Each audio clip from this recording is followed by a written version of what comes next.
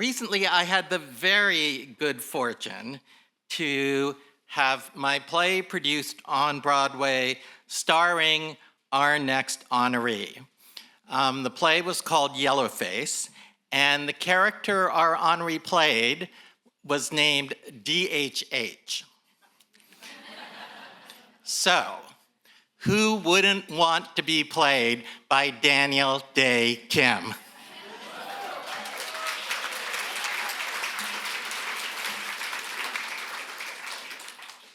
It must be what like Erin Brockovich felt like when she learned that Julia Roberts was going to play her. Except in my case, I got to be played by one of People Magazine's sexiest men in the world. Which actually makes it rather disappointing when people meet me in person. Daniel really doesn't need any introduction. You all know him. You know him as an amazing actor. You know him as a visionary director. You know him as a prolific producer. You've seen him in Lost. You've seen him in Avatar. You have seen a show that has become a hit that his production company, 3AD, made possible called The Good Doctor. And very soon, I think in August, you will see a new television show on Amazon Prime that both stars Daniel and has been produced by his company called Butterfly. So please look out for that. But you also know him as an activist. When Daniel was on Hawaii Five-0, he and his co-star Grace Park decided to step down from the show because they were not given parity, they were not paid as much as their white stars. And he has spoken out against anti-Asian hate, testifying before Congress during the pandemic, speaking around the country. And if Daniel ever wanted a downgrade in his career, I'm confident he could at least be elected senator. But having worked with Daniel on our play Yellowface, I learned that he's the real deal. He truly is committed to the betterment of this country, the future of our world, and the place that we have as Asian Americans within it. If there was ever an Asian organization that bought a group of tickets to our show, Daniel would always talk to them, do a talk back, nurture new audiences, and inspire. And he's also the real deal in terms of what we call clout in our industry. We tried to get Yellowface onto Broadway for 15 years, and then Daniel decides that he's going to join us, and we have one meeting with one producer on Zoom who says yes right on the call. So in Hollywood and on Broadway, the reality is that stars matter. And we haven't had an Asian leading man until very recently. And Daniel was the first, certainly the first, who also has the chops to do Broadway, not only my show, but King and I on Broadway and in London. And you know what Daniel's secret is? It's that it's not like he's the best AAPI actor. He's just one of the best actors, period, who happens to be Asian American. So please welcome my collaborator, my friend, and now my doppelganger, Dae Kim. As I was preparing for tonight and putting together my remarks, I got to admit it was a little bit hard. I'm often inspired by acceptance speeches that I hear from people, and I thought, I should probably get up here and do something similar. But where to find inspiration in times like these? Now, a few of us have danced around it tonight, but I'm going to go there. Now, you guys may disagree as to whether tariffs are a positive or a negative path for our country. I'm not here really to talk about that. But you really probably do agree that policies that like these create an adversarial relationship with China. And something we've seen time and time again is that antagonism spreads like a plague throughout our society and always ends up harming the Asian American community. My friend David even wrote a play about that.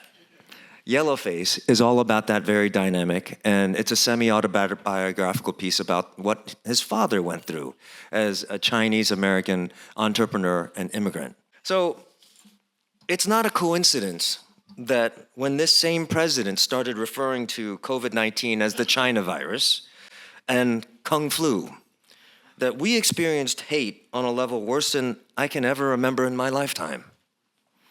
From the Chinese Exclusion Act, to the incarceration of Japanese Americans during World War II, to the Muslim ban, that's just to name a few. We've seen throughout history that you can draw a direct line from racist immigration and economic policy to acts of hate and violence against our community. But it's not just economic policy.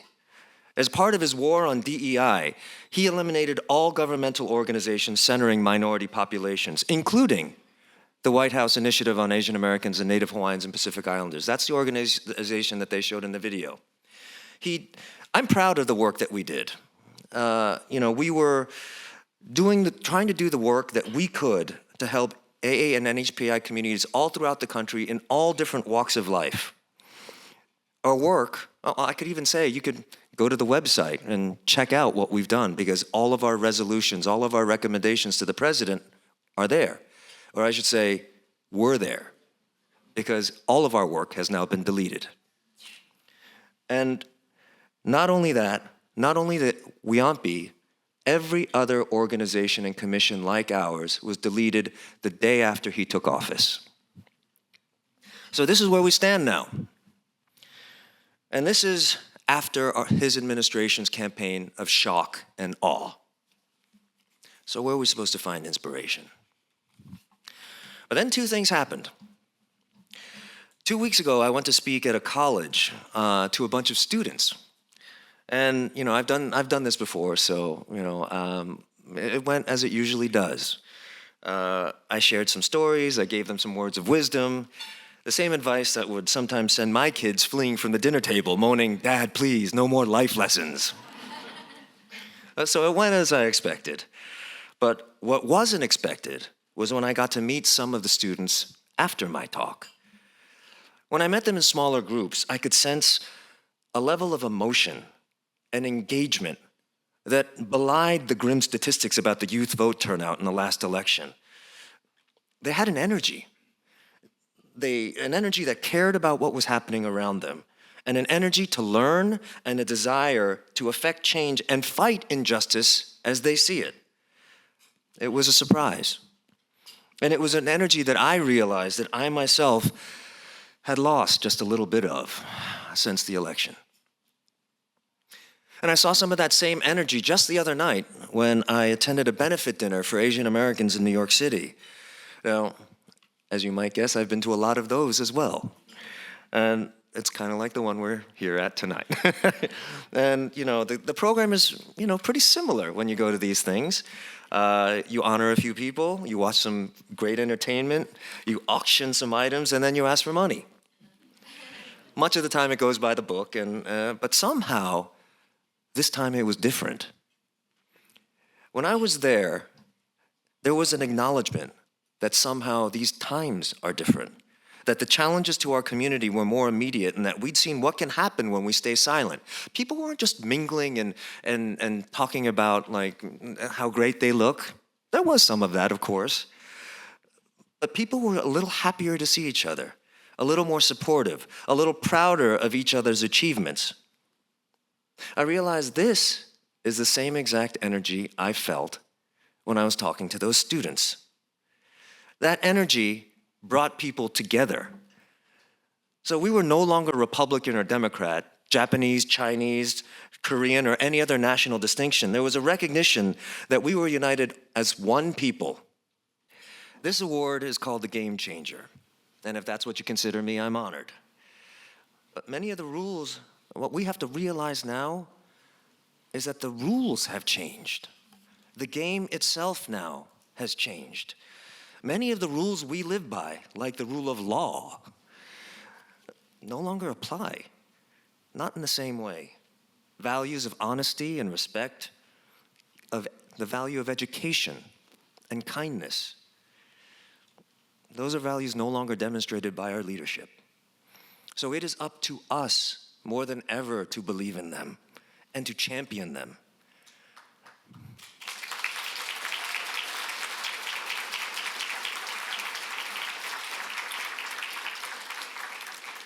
So the rules of the game are changing, and we've got to change too. We have to shake off the discouragement and fear that we may feel. The fear that makes us silent and complicit. The same feelings we felt during the heartbreaking era of anti-Asian hate and the apathy and discouragement that came along with that. We can't allow ourselves to be cowed because the gains we have made as a community are too precious to ever be allowed to be taken back. It's time, once again, to raise our voices. It's a time to claim our space as the powerful community that we are, as proud Asian Americans. So maybe, just as I was inspired by the people earlier, I might be a conduit to maybe inspire a few of you. Let's embrace that energy and start a chain reaction that leads to changing the game however we can, because we know we can. The people in this room have done it. The people in this room are doing it. Look at how exceptional everyone is here. In your respective fields, these are the movers and shakers, not just of San Francisco, but of the country and of the world. So all I can think of and feel when I think of those things is deep pride and hope, actually, for our future. Now, all of you in this audience might not be as accomplished as, some of the people that I've spoken to, or people like David Henry Hwang, but we all have our spheres of influence. And whether you have 844 million TikTok followers or 2 kids sitting at the dinner table at home, we can set the example. We can be the change agent that our community needs right now. Because whether you're Asian American or not, we could all use a little inspiration. Thank you very much.